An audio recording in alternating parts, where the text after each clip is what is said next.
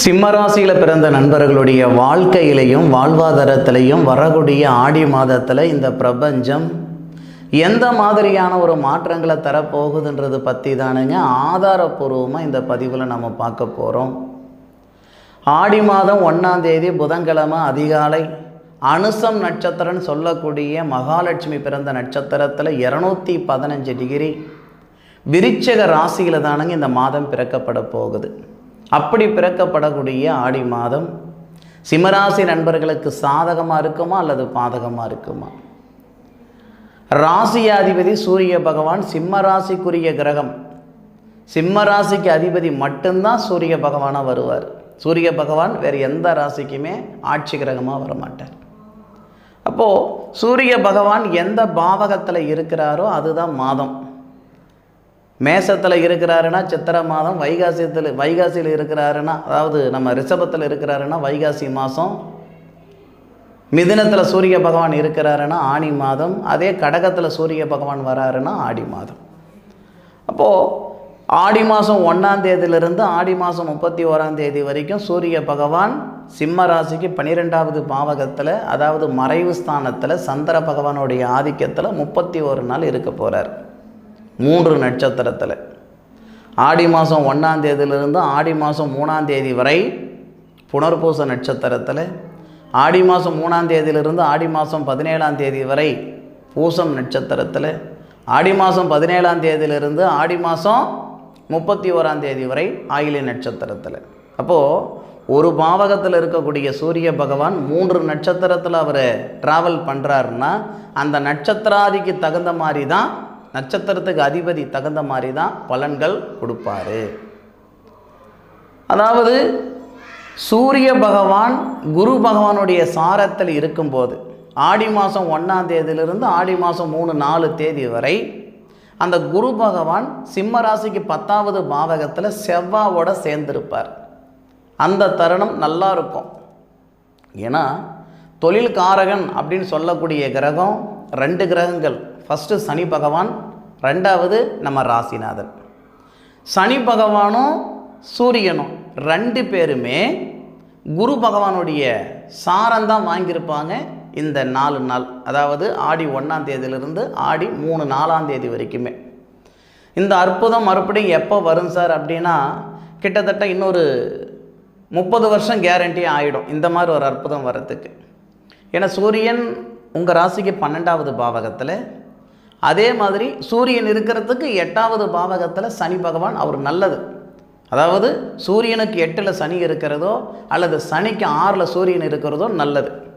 அப்போது அந்த சனி பகவான் பூரட்டாதி நட்சத்திரம்னு சொல்லக்கூடிய குரு பகவானுடைய நட்சத்திரத்தில், சூரிய பகவான் புனர்பூச நட்சத்திரம்னு சொல்லக்கூடிய ஸ்ரீராமருடைய நட்சத்திரம் குரு பகவானுடைய நட்சத்திரத்தில் இருக்கிறதுனால இந்த நேரத்தில் சிம்ம ராசியில் பிறந்த நண்பர்களுக்கு திடீர் யோகம் வர்றதுக்கு வாய்ப்புகள் உண்டு. சிம்ம ராசியில் பிறந்த இருக்கிறவங்களுக்கு எல்லாத்துக்கும் திடீர் யோகம் வந்துருமா அப்படின்னா திடீர் யோகம் வர்றதுக்கு வாய்ப்புகள் இருக்குது. ஆனால் உங்களுடைய ஜாதகத்தின் அமைப்புகளை கொண்டு தான் அது சின்ன லெவலில் வருமா இல்லை பெரிய லெவலில் வருமா இல்லை உங்களுடைய உழைப்புக்கு தகுந்த மாதிரி உயர்வு வருமானது முழுமையாக நம்மளால் சொல்லிட முடியும். ஏன்னா சிம்ம ராசியில் பிறந்திருக்கிற எல்லாருமே ஒரே மாதிரியான வேலைகள் செய்ய போகிறதில்ல, ஒரே விஷயத்தை நம்ம எதிர்பார்க்கறதில்லை. ஒவ்வொருத்தரும் ஒவ்வொரு விதமாக ஒரு வேலைகள் செய்துக்கிட்டு இருப்போம், எதிர்பார்ப்புகள் இருக்கும். இந்த நேரம் எந்த அடிப்படையில் நமக்கு சிறப்பாக இருக்கும்னா சுய தொழில் செய்கிற நண்பர்களுக்கு பிரமாதமாக இருக்கும். இல்லை நான் ஒரு அரசாங்க உத்தியோகம் செஞ்சுக்கிட்டு இருக்கிறேனுங்க, ஆனால் அதில் எனக்கு வேண்டா விருப்பம் செஞ்சுக்கிட்டு இருக்கிற மாதிரி இருக்குதுங்க, இன்னும் பர்மனெண்ட் ஆகலை, ஆனாலும் வேண்டா விருப்பம் செஞ்சுக்கிட்டு இருக்கிறேனுங்க, அந்த வேலையில் இருக்கிற சங்கடங்கள் சரியாகிறதுக்கு உண்டான நேரம் இந்த நேரம். அதே மாதிரி சுய தொழில் செஞ்சுக்கிட்டு இருக்கிற நண்பர்களுக்கு நீங்கள் அடுத்த கட்டத்துக்கு உங்களுடைய வாழ்வாதாரத்தை கொண்டாடுறதுக்கான நேரம் இந்த நேரம். வேலையே இல்லாமல் இருக்கிறேனுங்க, இருந்த வேலை பறி போயிடுச்சு, எல்லா ஜோசிகாரங்களும் ஆஹா ஓஹோன்னு சொன்னாங்க, இன்றைக்கி நான் வேலையே இல்லாமல் இருந்துக்கிட்டு இருக்கிறேனுங்க, நீங்கள் வருத்தப்பட்டுக்கிட்டு இருந்தால் ஆடி மாதம் 1ஆம் தேதி 2ஆம் தேதி 3ஆம் தேதி 4ஆம் தேதிக்குள்ளார கண்டிப்பாக 100% இந்த பிரபஞ்சம் ஏதோ ஒரு வகையில் நமக்கு நல்லது செய்துடும். அப்போது இந்த நேரத்தை நீங்கள் முழுமையாக தொழிலுக்காக நீங்கள் பயன்படுத்திக்கலாம். புதுசாக தொழில் தொடங்கணும்னு நினைக்கிற நண்பர்களுக்கு இது நல்லா இருக்கும் இந்த நேரம். ஏன்னா குரு பகவான் நம்ம ராசிநாதனுக்கு நட்சத்திரம் கொடுத்துருந்தாலும் குரு பகவானுடைய பார்வை நம்ம ராசிக்கு 2வது பாவகத்தை பார்க்குறாரு. அதாவது அந்த தனஸ்தானம் அப்படின்னு சொல்லக்கூடிய குடும்பஸ்தானத்தையும் பார்க்குறாரு. ஏதாவது ஒரு வகையில் 4 காசு சம்பாதிக்கக்கூடிய ஒரு அமைப்புகள் வந்துடும். இது வரைக்கும் நீங்கள் சம்பாதிக்காதது ஒன்றும் புதுசாக இந்த மாதத்தில் நீங்கள் சம்பாதிச்சுட்டு போகிறதில்லை. இது வரைக்கும் நீங்கள் சம்பாதிக்கிற அளவுக்கு இருந்தால் இந்த மாதத்தில் இருந்து சாதிக்கிற அளவுக்கு ஒரு சூழ்நிலையை ஏற்படுத்தும். நான் முதலியே சொன்ன மாதிரி இந்த பிரபஞ்சம் எல்லாருக்கும் எல்லா விதமான வளர்ச்சிகள் கொடுத்தாலும் எல்லா நேரத்துலையும் கொடுக்கறதில்ல, பார்த்துக்கிடுங்க. ஒவ்வொருத்தருக்கும் ஒவ்வொரு நேரத்தில் தான் இந்த பிரபஞ்சம் ஏதாவது ஒரு மாற்றத்தை கொடுக்கும். அந்த மாதிரி ஒரு தருணமாக இந்த சிம்மராசி நண்பர்களுக்கு இந்த நேரம் இருக்கும். அதில் மாற்று கருத்து இல்லை, பயன்படுத்திக்கோங்க.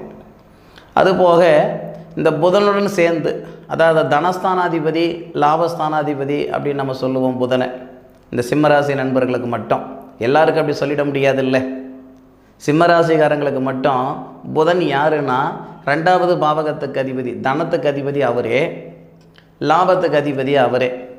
அப்போது அந்த தனஸ்தானாதிபதி லாபஸ்தானாதிபதி புதன் சூரிய பகவானோட சேர்ந்து புதனாதித்ய யோகம் அப்படின்ற ஒரு யோகத்தை வாங்குறாங்க.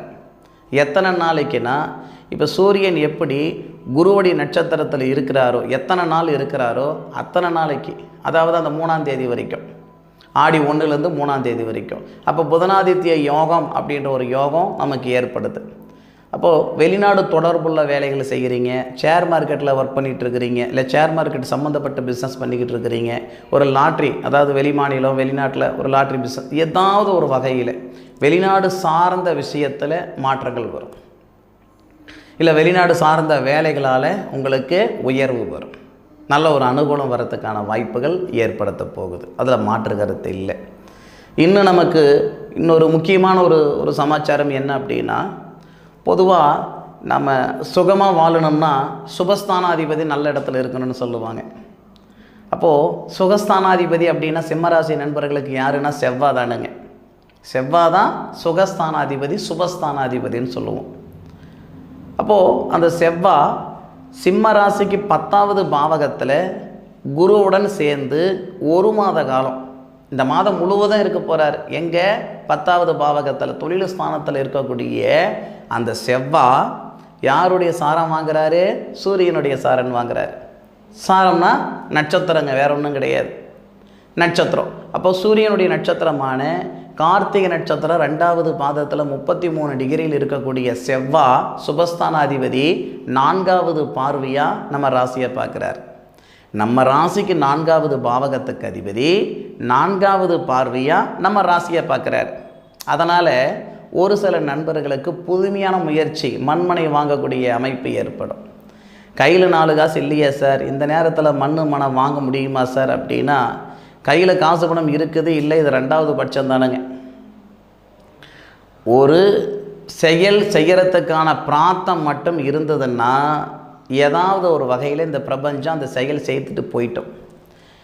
செவ்வாய் அப்படின்றவர் பூமிகாரகர், அதுபோக சுபஸ்தானாதிபதி.